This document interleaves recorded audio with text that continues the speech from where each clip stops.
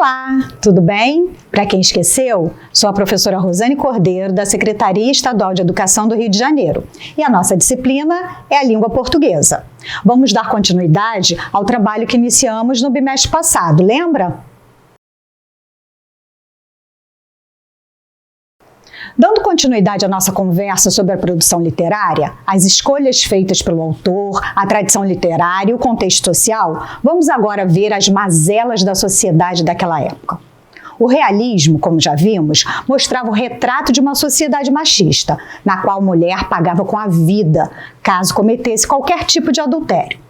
No naturalismo, o homem, no sentido amplo da palavra, ser humano, é visto como ser animalesco, que age por instinto e é capaz de tudo para alcançar seus objetivos.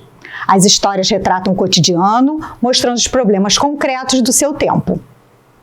As personagens são personagens tipo, ou seja, representam um grupo, uma categoria. Por exemplo, o patrão ou o empregado, etc. Outra característica dos textos literários dessa época é a crítica acirrada ao clero e à burguesia.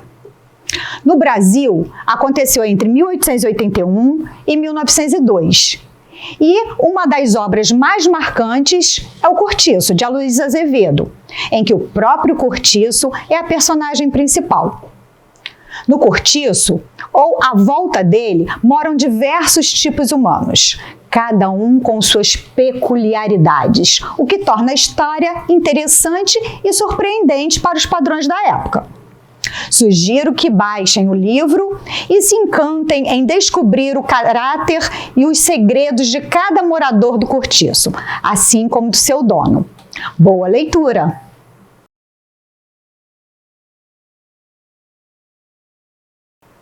E aí, já começou a ler o Cortiço de Aloysio Azevedo, que indiquei na aula passada? Se ainda não começou, não esqueça da recomendação, pois vamos continuar a falar desta importante obra do naturalismo brasileiro e suas tendências. Como já falamos, os padrões comportamentais definidos pela sociedade são refletidos na literatura. No período que ficou conhecido como realismo-naturalismo, ou simplesmente naturalismo, temos como herança do realismo o retrato da realidade. Mas o foco da lente muda para mostrar a população marginalizada, como os negros, as prostitutas e os homossexuais, assim como o lado animalesco do homem, que age a partir de seus instintos, chamado de zoomorfismo. Todos muito bem representados pelos moradores do Cortiço. É a época do cientificismo, ou seja, o conhecimento científico é o único e verdadeiro e aceitável, propagado pelo positivismo de Comte, que defendia um constante progresso da sociedade baseado no avanço científico. Essa característica é o que diferencia as obras naturalistas das realistas. Outra característica é o determinismo, conceito científico que apresenta o homem como produto do meio, e o evolucionismo, que defende a seleção natural da espécie. Ainda na linha do cientificismo, os romances apresentam uma linguagem precisa, focada na narração dos fatos, sem dar espaço para as subjetividades. Por meio de uma linguagem mais popular, a vida real é descrita em todas as suas mazelas, apresentando cenas de assassinato, relações homoafetivas, vícios, doenças e taras sexuais. Tudo de forma natural, valorizando o instinto, a parte não civilizada do ser humano. O romance O Cortiço, retrato fiel do capitalismo emergente do século XIX, mostra o crescimento urbano da cidade do Rio de Janeiro e o surgimento de uma burguesia que convive lado a lado com as classes mais pobres em ambientes como o próprio Cortiço, assim como a exploração do pobre pelo rico e do negro pelo branco. O determinismo é evidenciado pela transformação sofrida pela personagem de Jerônimo, que no início da história é descrito como trabalhador esforçado, cumpridor de seus deveres, e vai se tornando preguiçoso a partir do convívio com o calor, a comida e a bebida do Rio de Janeiro. comprovando a tese de que o ambiente em que o indivíduo vive influencia diretamente no seu comportamento.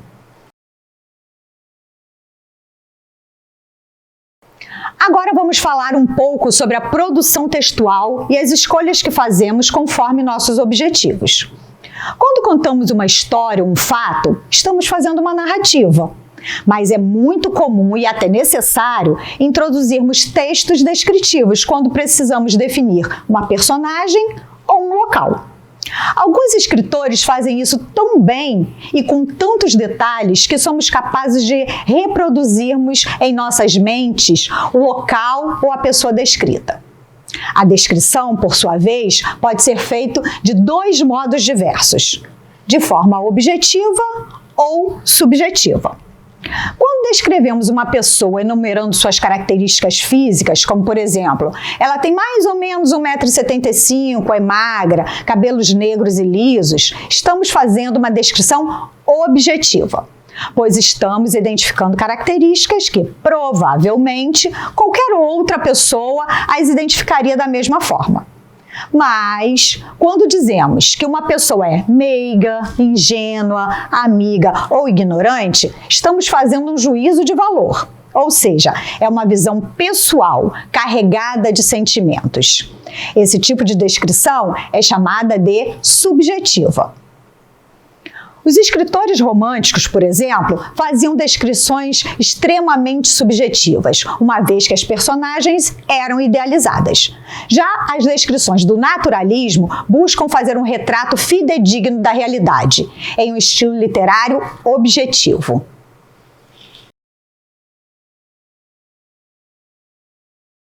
Continuando nossa conversa sobre os textos, observe as imagens. Você diria que são textos? E agora? Todas as imagens são textos, pois transmitem mensagens que, se tivermos conhecimento do contexto, teremos a capacidade de decodificá-las. Geralmente as pessoas não consideram imagens como texto, o que é um equívoco, pois elas nos transmitem mensagens independente de palavras. Outro ponto muito importante a ser observado é a questão de a maior parte das pessoas ignorar as imagens que acompanham textos verbais, ou seja, aqueles construídos a partir da comunicação de palavras, que formam frases e períodos. Sempre que um texto não verbal, ou seja, as imagens, gestos, expressões faciais, vierem acompanhando textos verbais, elas devem ser lidas em conjunto, pois um complementa o outro. Um bom exemplo disso são as histórias em quadrinhos. Elas são sempre construídas associando-se os dois tipos de texto, o verbal e o não verbal, de forma indissociável, em que um não pode ser lido separado do outro. Esses textos são chamados de textos mistos. Então, temos texto verbal, não verbal e misto. Agora é hora de estudarmos um pouco de gramática. No bimestre passado, falamos dos termos essenciais da oração. Agora vamos estudar os termos integrantes. Como o próprio nome já diz, eles irão integrar o sentido de verbos e substantivos presentes na oração. Os principais complementos verbais são o objeto direto e o objeto indireto. E os nominais, que completam os substantivos, que chamamos de nomes, são o complemento nominal e o agente da passiva. Observe o período. O aluno comprou as canetas. Vamos começar sempre pela identificação do verbo, comprou. Depois identificamos o sujeito. Para isso, fazemos a pergunta ao verbo, quem? Quem comprou? O aluno. O verbo comprar pede um complemento, pois quem compra, compra alguma coisa. Então perguntamos ao verbo, o quê? Comprou o quê? As canetas. O verbo comprar não pede complemento com preposição, então dizemos que ele é transitivo direto. E o complemento verbal as canetas é um objeto direto. O aluno precisa de canetas. Temos o verbo precisar. O aluno é o sujeito. O verbo precisar pede uma preposição, pois quem precisa, precisa de alguma coisa ou de alguém. Então, dizemos que ele é transitivo indireto e o complemento verbal de canetas é um objeto indireto. Mas, quando dizemos o aluno tem necessidade de ajuda, temos o verbo ter. O aluno é o sujeito. O verbo ter pede um complemento direto. Quem tem alguma coisa. Tem o quê? Necessidade. Necessidade é o complemento verbal, o objeto direto. Mas quem tem necessidade de alguma coisa. De quê? De ajuda. Então, podemos observar que o nome necessidade pede também um complemento, que, assim como objeto indireto, também vem acompanhado de uma preposição. Mas, como completa um nome e não um verbo, dizemos que de ajuda é um complemento nominal. As canetas foram compradas pelo aluno, temos o quê? Uma locução verbal e não mais um verbo. Foram compradas. Um sujeito que sofre a ação verbal, a ação de ser comprada. Então, as canetas foram compradas. O agente que pratica a ação verbal, o aluno, pelo aluno, que chamamos de agente da passiva. Então, aquele que pratica a ação verbal é o agente da passiva. Ficou alguma dúvida? Não deixem de estudar e aprofundar seus estudos com seu professor e demais materiais disponibilizados.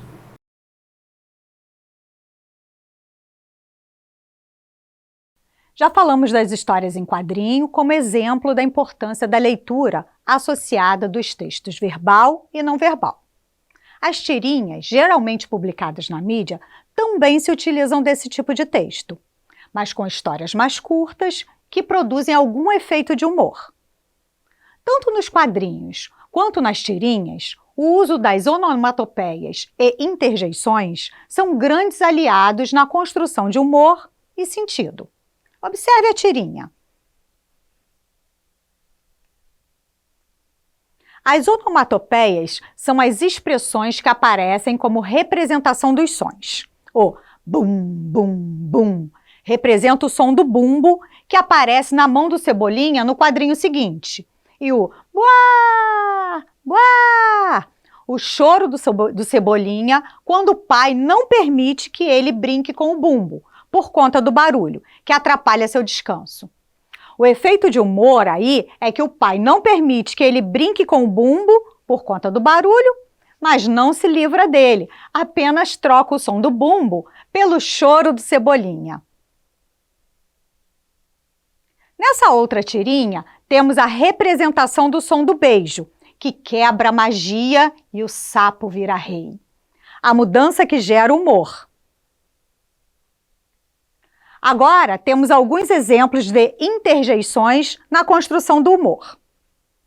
As interjeições são expressões que exprimem uma emoção, uma sensação, uma ordem, um apelo.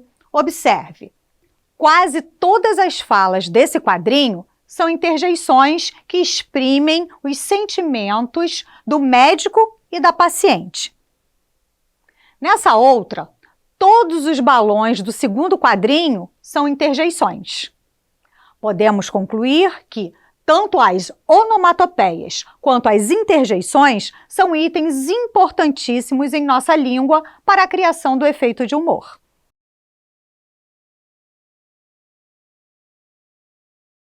Mas nem só de onomatopeias e interjeições vivem histórias em quadrinhos e tirinhas.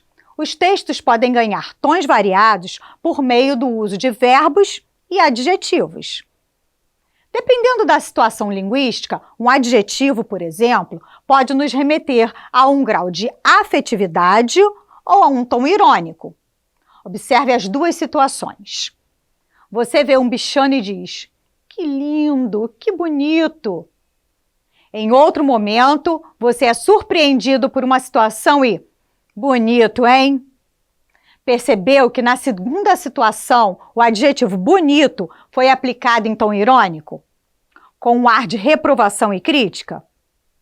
Outra situação é o uso do adjetivo no diminutivo, que pode ser usado num tom de afetividade ou com ar pejorativo, irônico, como em aquele doutorzinho acha que sabe de tudo. Os tempos verbais também carregam carga semântica específica. O modo imperativo, por exemplo, é utilizado para dar uma ordem, fazer um pedido ou até mesmo uma súplica. O que determina o sentido é o contexto em que é empregado e, na linguagem falada, o tom dado à expressão.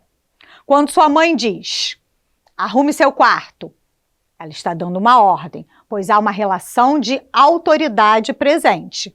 Mas, se for acrescentado um por favor no final da frase, podemos interpretar como um pedido. Pegue um copo d'água para mim, por favor.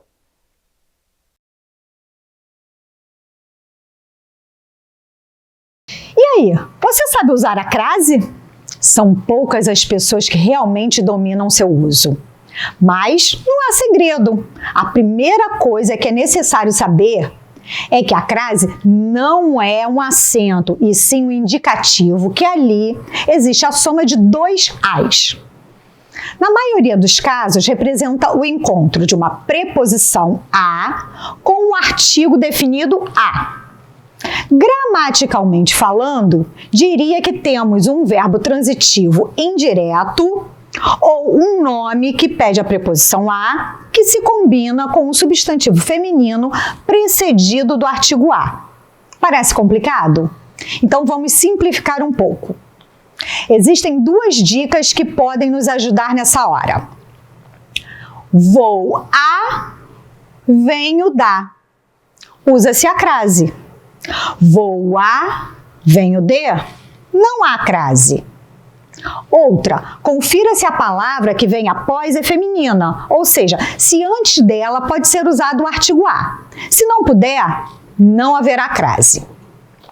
Nas expressões com números, de a, não há crase. Da a, há crase. Para se aprofundar um pouco mais no assunto, leia o material de apoio e uma boa gramática. Bom, chegamos ao final de mais um bloco. Foram muitos os pontos abordados que precisam ser revisados e aprofundados. Como atividade, sugiro que transformem uma pequena narrativa em uma história em quadrinhos. Associem o texto verbal ao não verbal, utilizem e explorem as onomatopeias, as interjeições, as possibilidades semânticas dos adjetivos e verbos, não esquecendo da boa construção da língua. Um abraço e até a próxima aula!